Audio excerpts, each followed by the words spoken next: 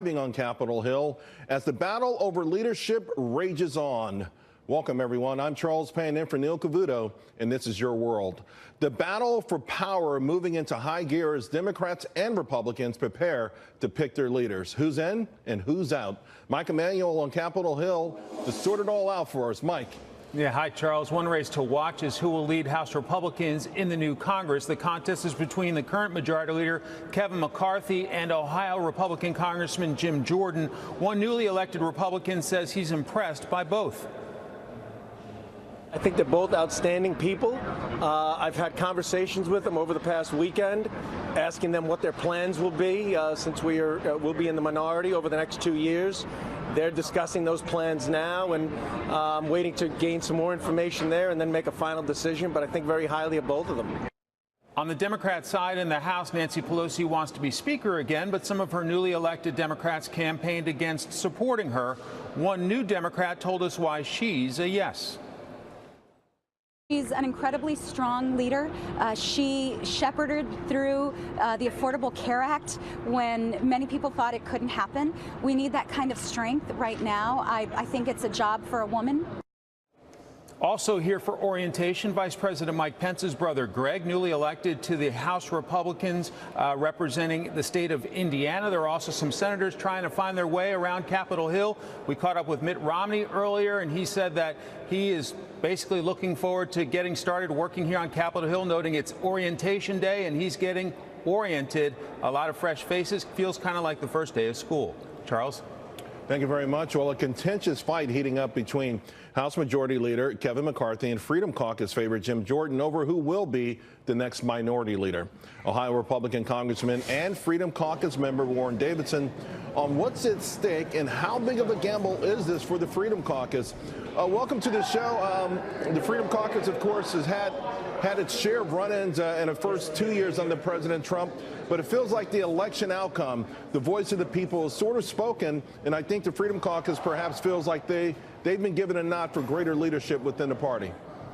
Well, Charles, the conference did get more conservative. Unfortunately, we are not in the majority, and part of the challenge is, as Republicans, we had some members who aren't coming back who took some tough votes, who had a hard time being able to get the things done that we campaigned on, but also at times broke from their district. You look at Jeff Denham, who's in a close race, maybe can find a way to close the gap there in his district. He broke from party, and I think that's the thing. If we're going to work our way back to the majority, we have to be the conference that you can come here, stand on the principles that you campaigned for, and in some cases, you got to represent your district and not just come here to follow orders.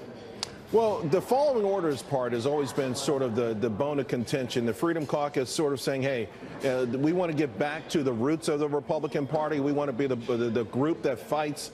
And of course, there's an old school methodology in Washington, D.C. that sort of goes, hey, you want to get along with the other party. The Freedom Caucus is seen as a contentious bunch. Is that a bad rap? I think it is. I mean, if you look at a lot of positions, Freedom Caucus is fine working with Democrats on civil liberties and things like that. But we're not necessarily on board with the amount of spending that's taken place. That's been a bipartisan effort to get us $21 trillion in debt. And frankly, as I've talked to people, whether they're Republicans or Democrats, I don't know anyone who ran for Congress because they felt like things were going so great in Congress. And so you look, whether it's Republican or Democrat, we're looking at people that have been in leadership for a long time. The status quo isn't working for a lot of America. And the reality is, if you do what you did, you're going to get what you got. And I think we have to really listen. And I've been encouraged when I talked to Kevin McCarthy. I already know Jim Jordan's plans, and it really is a strong break from the way we've done business. It's not business as usual. Well, so am I to assume then that if Jim Jordan doesn't make it, you'll be okay with Kevin McCarthy? I mean, you are a Freedom Caucus member.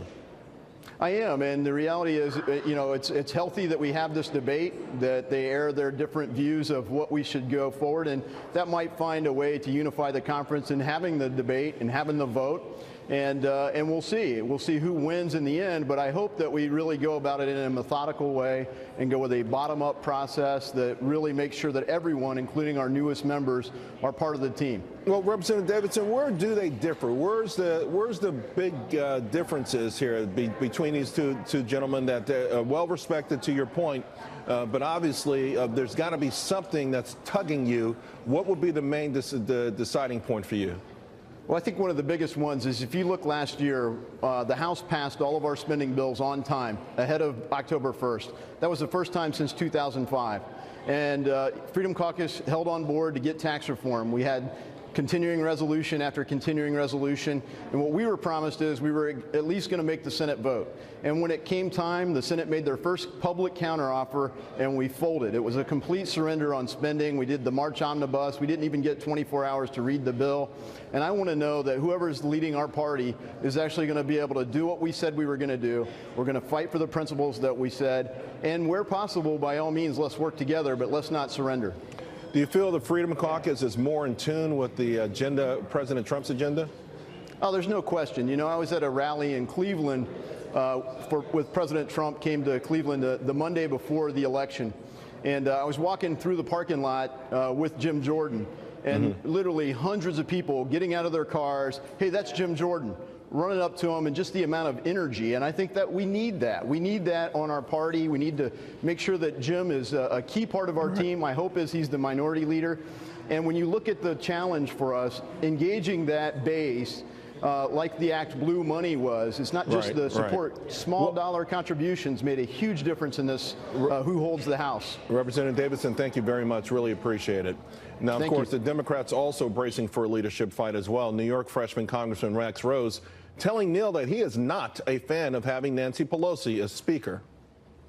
You were not keen on Nancy Pelosi. Yeah, I'm not a supporter of Nancy Pelosi. So I'm not voting for her. You won't for her to be your leader? Absolutely not. What I can tell you, because what I can control right now is my vote. And I am not voting for her. No ifs, ands, or buts under any circumstances. And Max Rose might not be backing down, but if Nancy Pelosi wins, will he have to? And what does my next guest make of all of this? Missouri Democratic Congressman Emanuel Cleaver. Congressman Cleaver, thanks for joining us. Good to be with you. A lot of folks who won in the midterms, a lot of Democrats, voiced their opposition to Nancy Pelosi right up front. In fact, some very young, dynamic stars, emerging stars in your party, Joe Cunningham, Connor Lamb, saying, hey, there needs to be fresh leadership. Do they have a point? Well, yes. Under normal circumstances, I think we would certainly want new leadership to emerge, and it's going to emerge. I just did a TV show with a young person today, and I believe very strongly that he, as well as a lot of others, are going to begin to rise. However, in the unique situation that we find ourselves, Nancy Pelosi is very likely going to be elected Speaker. I mean, we've come from nowhere to the majority, and it's going to be difficult to push her back.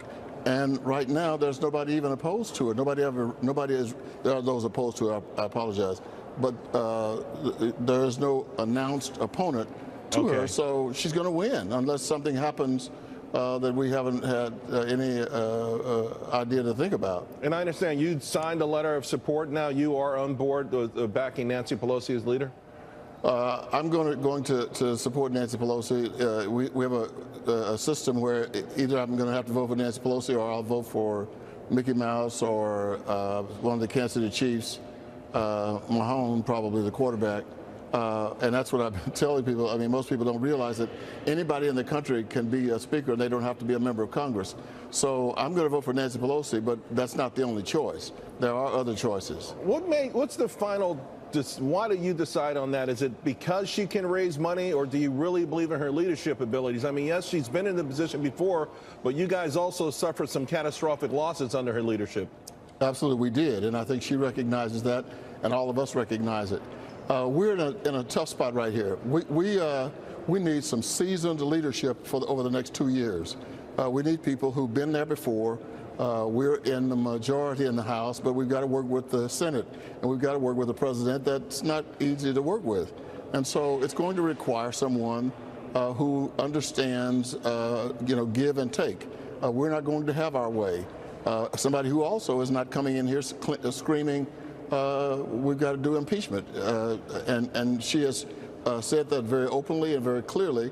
And I remind people, she voted against she voted for the motion to table the articles of impeachment, as did I, when they were introduced earlier. And yet Axios had an article, I think it was yesterday, 85 investigation targets already singled out by Democrats. Everything is going to be requested, from taxes to the Space Force. I mean, is that going to be the way to go? You got 2 years to prove to the American public that you can legislate and do things. I mean, going to war with President Trump, it just doesn't sound like a smart idea. Well, it's not a smart idea, and when my election was called and I made my speech last Tuesday, the first thing I said is that I'm not going into the new term to concentrate on Donald Trump. I'm going to the new term concentrating on the people of the 5th Congressional District of Missouri, and I think most people are doing that. Reporters are constantly asking, so what are you going to concentrate on? Now, I don't think most members, I've not had one conversation with a single member who said, we got to do impeachment. Not one. Wow. And so I think in some ways the media, and they're doing their job, but they're asked, so are you going to do impeachment? No, we're not going to do that. That's not even on the agenda. Well, what is on the agenda is making certain that we have checks and balances. Well, sir, there's a term for that. Trump coined it. I'll let you think about what it is, and I would go with Mahomes too, the way he throws those passes. Thank you very much, you gentlemen. We always appreciate having you on. Good to be with you. Well, election drama is playing out in Florida and Georgia. Will the courts have the final say?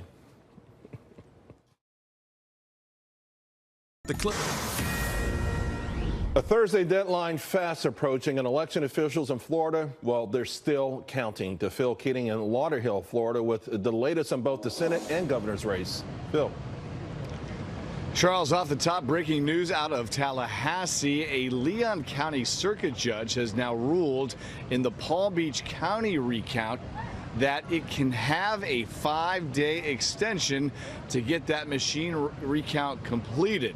Palm Beach County has said its outdated equipment would unlikely meet the Thursday 3 p.m. deadline, and the superintendent there, Booker, she thinks this ruling may not actually be implemented because it will undoubtedly now be challenged in federal courts. Meanwhile, here in Broward County, a major milestone this afternoon. An official inside says they are now ahead of schedule. They have completed the machine recount of all early votes cast in Broward County. That's about 300,000 votes.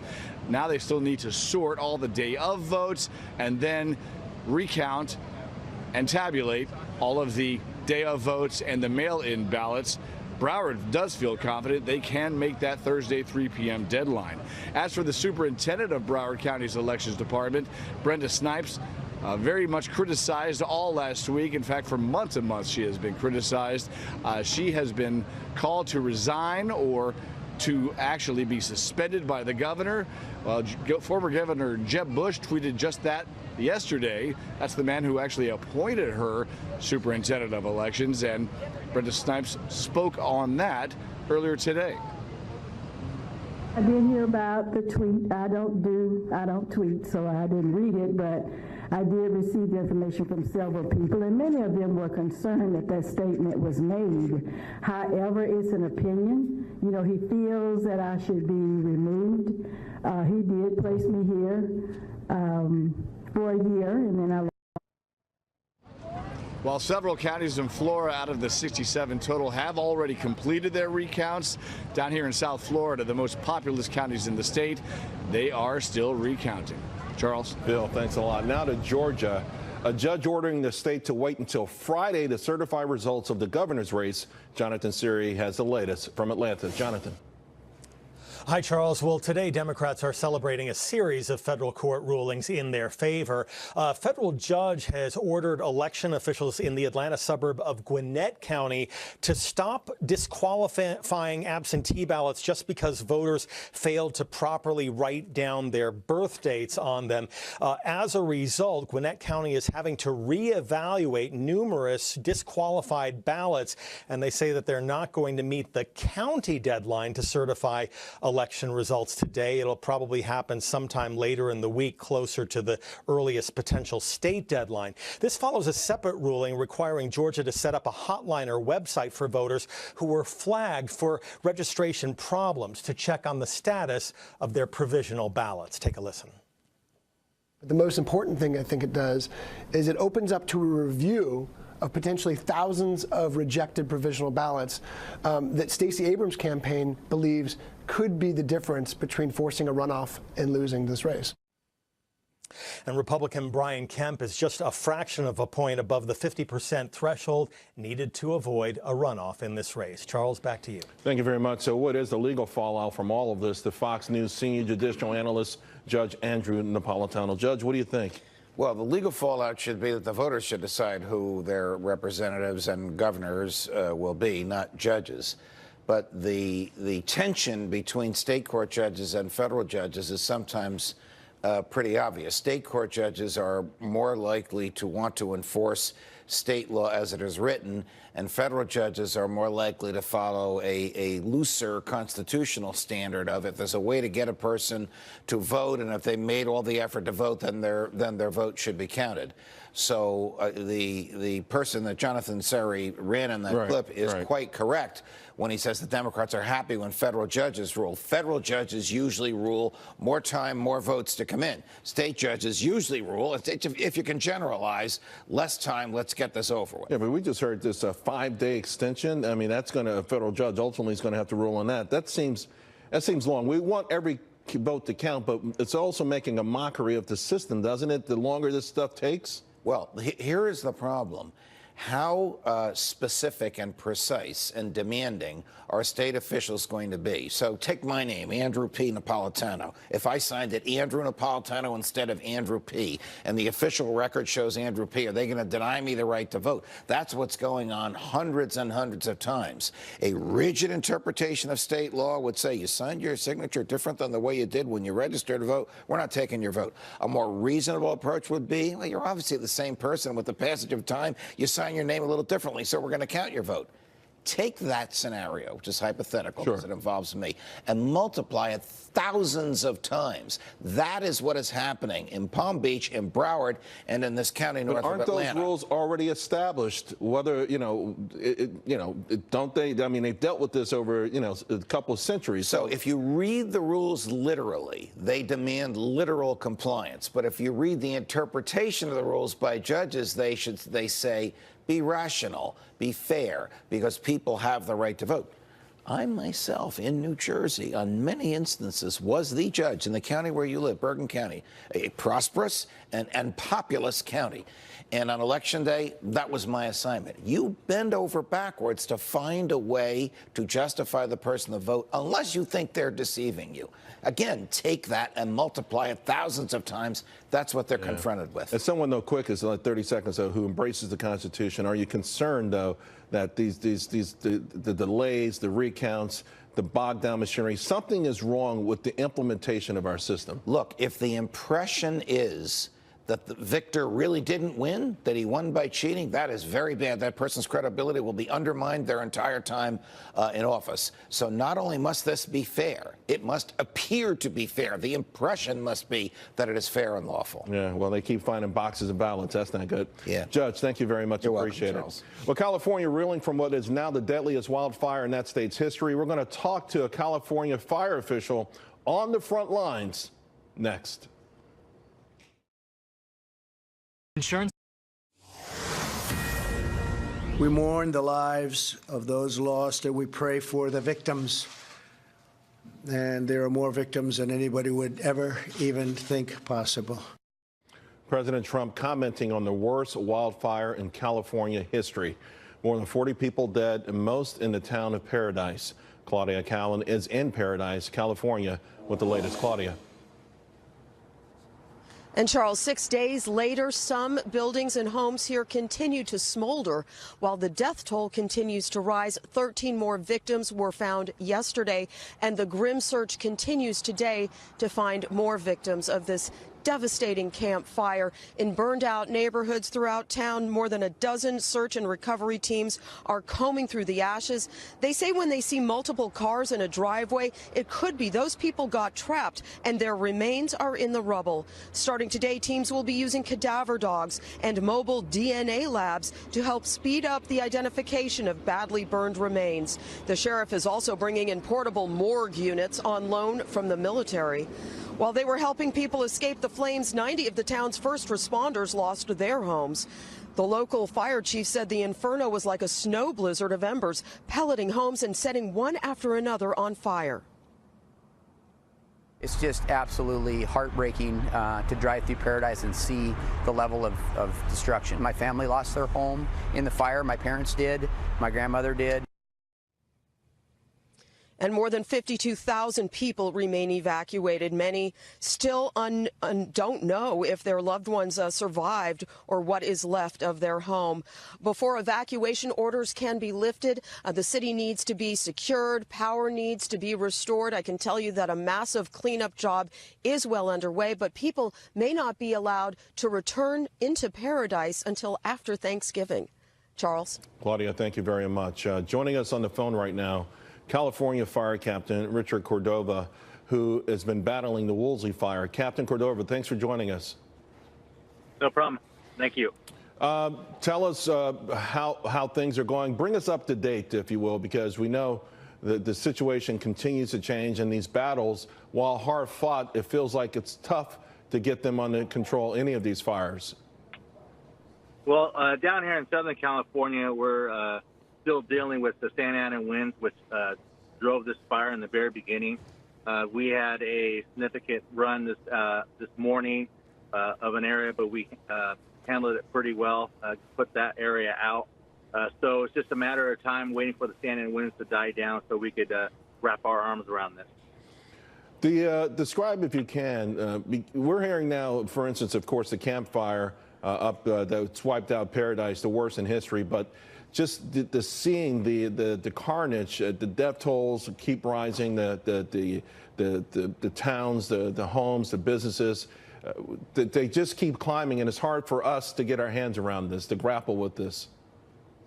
Yeah, it's just very unfortunate, being with my department, CAL FIRE, for 20 plus years, about 3 or 4 years ago when I witnessed the Valley Fire, I thought that was my career fire.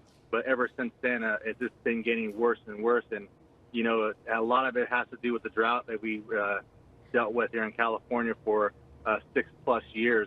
And we're just seeing a very extreme fire conditions.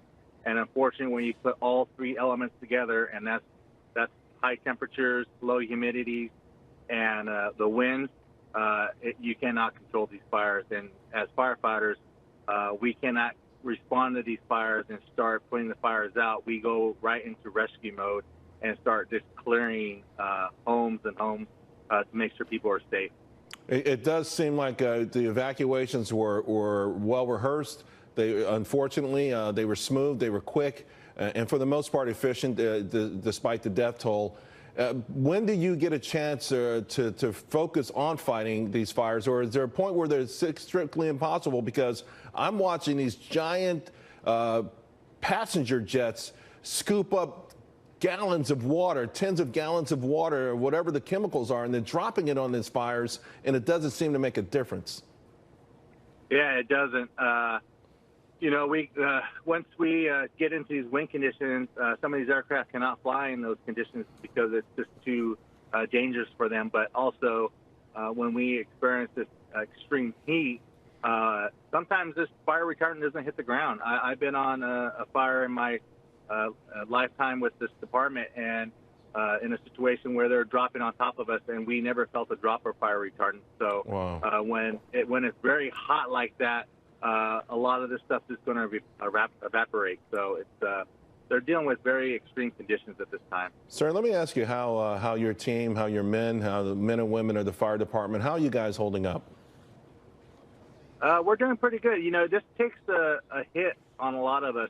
Firefighters we want to be out there to serve the public, and when we start losing homes and lives, we take a personal hit on that, because we feel like we're failing in some ways. But as the men and women on the ground, they continue to fight. They continue to put these wildland fires out, and we're going to learn from a lot of this. Captain Cordova, we echo President Trump's comments today. We thank you for your service and the sacrifice that you guys have made. You make all the difference, and thanks for spending some time with us this afternoon. Thank you very much, sir. All right, we'll be right back. You might take something for your heart or joints.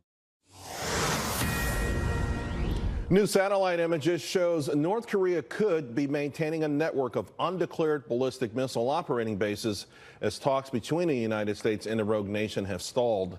President Trump dismissing this as fake news, tweeting, "The story in the New York Times concerning North Korea developing missile bases is inaccurate.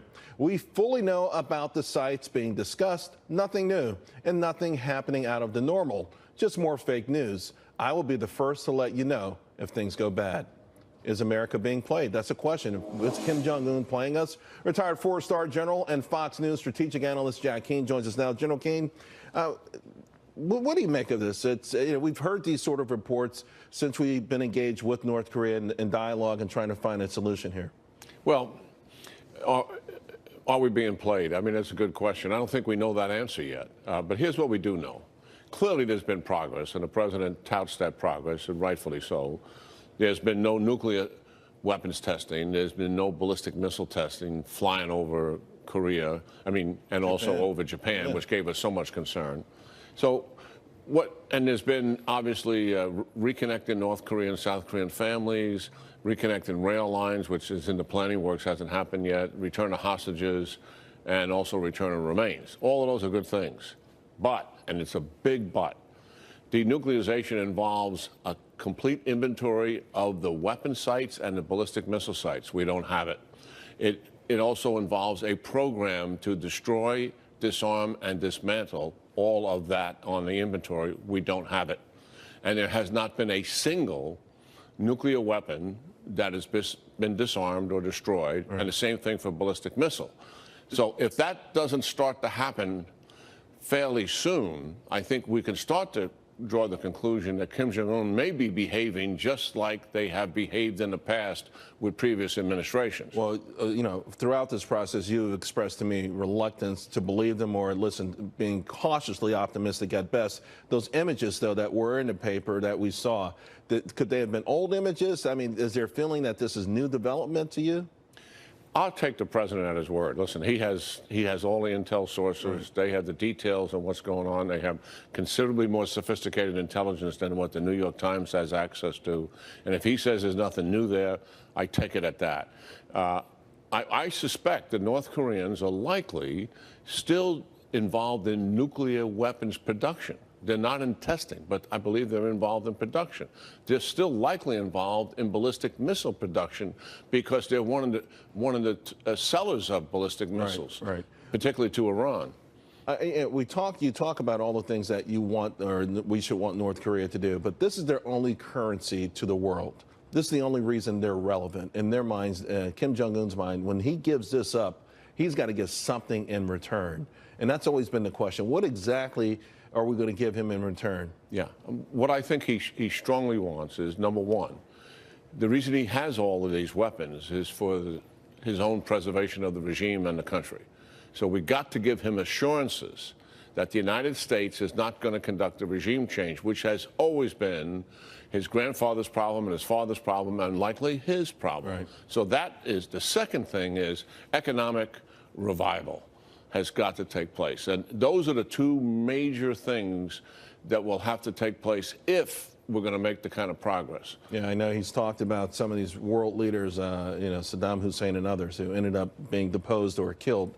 Can we offer him a condo in Florida? No, I'm just joking. But I think we've got to stay really tough on him. Yeah, but the administration is, though, right? I mean, the sanctions are there. They're biting. But here's the problem with the sanctions. The China's opened the door a little bit. We got to get them to shut it as they had in the past.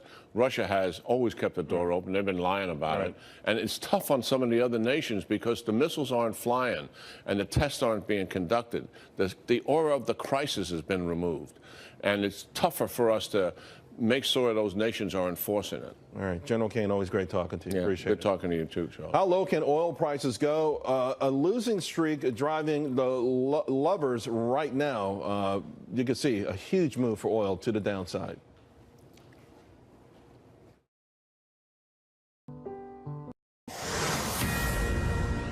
Drivers celebrating the longest losing streak for oil prices ever.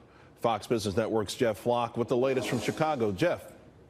Oh, what a day it was here in terms of oil. We're down 7% today, Charles, down to 55.69 a barrel. This is, as you report, the 12th straight day of declines for oil. That has never before happened in history, in the history of oil futures trading, which dates back to the early 1980s. We are now in what you call a bear market. That is to say, if we put the graphic up, a 20% decline since the most recent peak, which was around $76 a barrel. We're now at 55.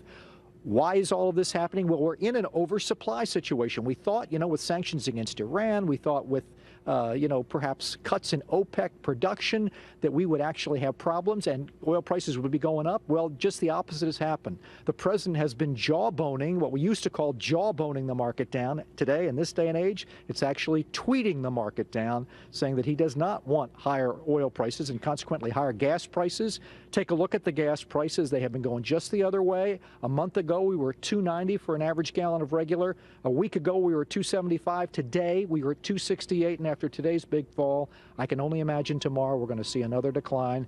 If you got a car, go driving. Good time for it. All right, Jeff, thank you very much. Point, click, create a lot of jobs. That's what Jeff Bezos and Amazon are doing. But why is this newly elected Democrat Congresswoman slamming the online giant for bringing 25,000 jobs to her city?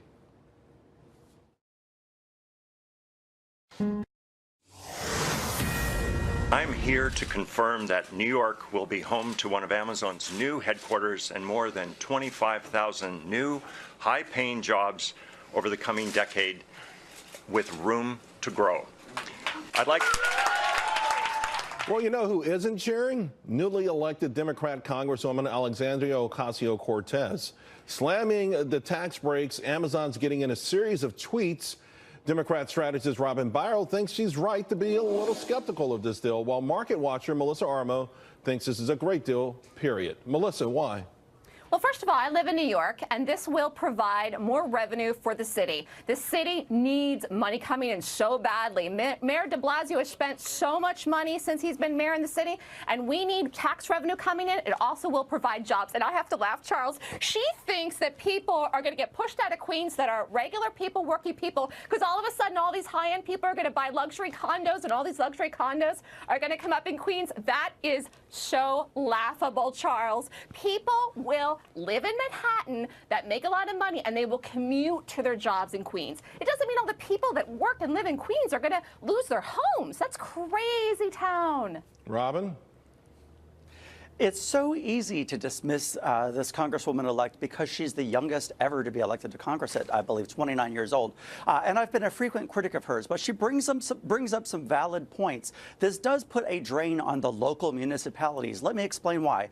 These tax cuts are enshrined for sometimes 15 to 20 years, and they present a huge impact to the local infrastructure. That's specifically what she's talking about. You've seen large-scale developments of subdivisions and big boxes where they just absolutely destroy the roads, and they often don't pay for those with environmental impact fees and development impact fees, and yet they're getting tax breaks. So she's right to criticize it, but when you look at it from a cost-benefit analysis, in the long term, it does pay off, but I get where she's coming from, Charles. You know, Melissa, there are neighborhoods in New York that I never thought would be, quote-unquote, gentrified, where I never thought, a brownstone that may have been $100,000, not even $100,000 in 1980, would be going for $10 million now. So people feel like they do get pushed out eventually. And we know in the Journal today saying that there was almost a 300% explosion in inquiries for condos in that Queens area. So ultimately, if people who make $150,000 start to buy homes there, could that do something with respect to income inequality? Could it push out people who've lived there? And by the way, $1.5 billion, that's a lot of money, and it could haunt someone politically at some point. All you have to do is look at the economy right now in Seattle, where Amazon has its headquarters, and look at how much that's helped that city. I mean, seriously, it's going to help New York. It's going to help Virginia. That's where the other second headquarters is. And they were all ecstatic about it down there. Bloomberg is for this. Mayor de Blasio is for this. Governor Cuomo is for this. They're all Democrats, and they're for it. And I'm telling you, it's good for New York. I hear what you're saying about sometimes there will be people that come in, but the property values might rise a little bit, but it's never going to be so much that the negatives overweigh the positives. It is good for New York. It is huge for New York City. I'm telling you, I live here, and I'm telling you right now, people are not going to get pushed out of their homes. People that own real estate right now in Queens are jumping up and down because their real estate is going to increase. All right, Robin, do you find it interesting, though, there are a lot of conservative groups who have actually come out against this deal. They love the idea that maybe Amazon would build in New York, but the $1.5 billion tax credits, the $300 million cash credits, they think this could be a form of corporate welfare. Yes, and that's my concern as well. And, in some respects, she almost sounded like a Republican here because she's talking specifically about the tax burden. Probably. Well, libertarian, you're correct in that. But she's talking about the tax burden. And it's a little unfair to some of the adjacent property owners who are paying basically to subsidize all of these development impact fees that are going to be incurred because of this immense large-scale development. Yeah. So, and what we're seeing basically are just growing pains. They'll experience growing pains. They won't reap the financial benefits for at least 5 years. But look at what it's done for Nikki Haley when she was governor of South Carolina with Boeing and BMW. She got a lot of heat for those corporate tax subsidies. The flip side of that, of course, is some people think Scott Walker was hurt a little bit politically because of Foxconn. Hey, thank you both very much. Great seeing you. Well, we got growing concerns over President Trump's shakeup at the Justice Department, and we'll discuss that next. Maryland's top attorney asking a federal judge today to block Matthew Whitaker from serving as acting U.S. Attorney General, saying that his appointment is unconstitutional. Joining me now to discuss, former federal prosecutor Doug Burns. Doug, what's the argument here? What's the case to be made here? Well, it's interesting because, I've seen people all over the place on this thing, and I think, jump to the conclusion, and then I'll just answer what you're asking me. I think they have an uphill battle. I think it's a tough case because I think this appointment's legal. Now I'll explain why. The argument is, to answer your question, they say, you can't appoint an attorney general without Senate confirmation. You've heard that. There's only one problem with that. He's not being appointed attorney general. I'm not being cute. He's being appointed acting attorney general, which is an interim post with a 210-day time limit on it. Right. So it's just a different animal. Next, there's a statute called, you've heard this, the Reform Act of 1998, Vacancy Reform Act, VRA, and it says the president can appoint either the deputy AG, who's next in line, someone else in the department who's been confirmed, like the Solicitor General, or, and this is what the president relied on the advice of sophisticated lawyers, or somebody who's in the department for 90 days who's at a pay grade of G15 or higher.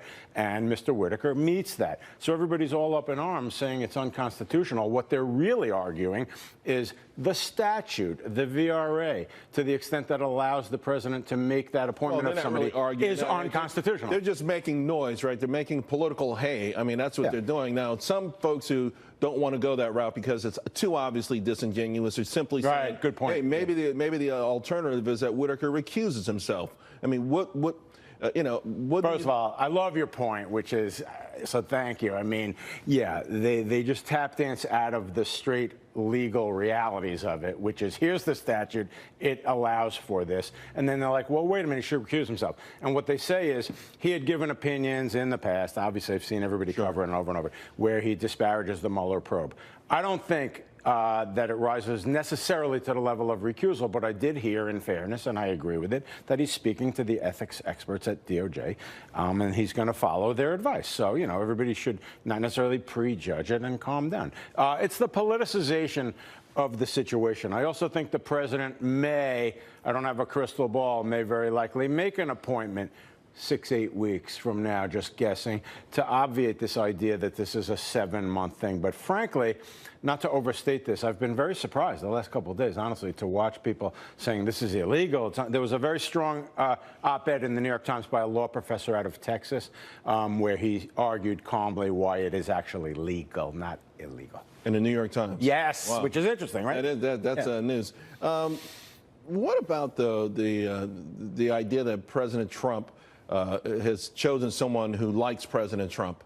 Everyone's up in arms and suggesting that there's something wrong with that. That is not the first time in history, is it, that President Reagan chose his personal lawyer, that he dealt with for years and years. Kennedy chose his brother? Kennedy chose his brother to give him some legal experience, the old joke.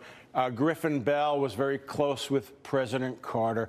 But again, you know what it is? I'm so glad you asked that, because in a politically toxic climate, all of a sudden, he's picking somebody who supports him. I mean, if you just step back, it's kind of a silly argument, as you just said. What do you make of where we are right now? We were promised, or the suggestion was, we get something soon after the midterm elections with respect to Robert Mueller. A lot of speculation out there that they're crossing their T's and dotting the I's right now. I think the American public is getting to the point where they want to see some finality to this. That's not editorial. That's not political. This has gone on a long time.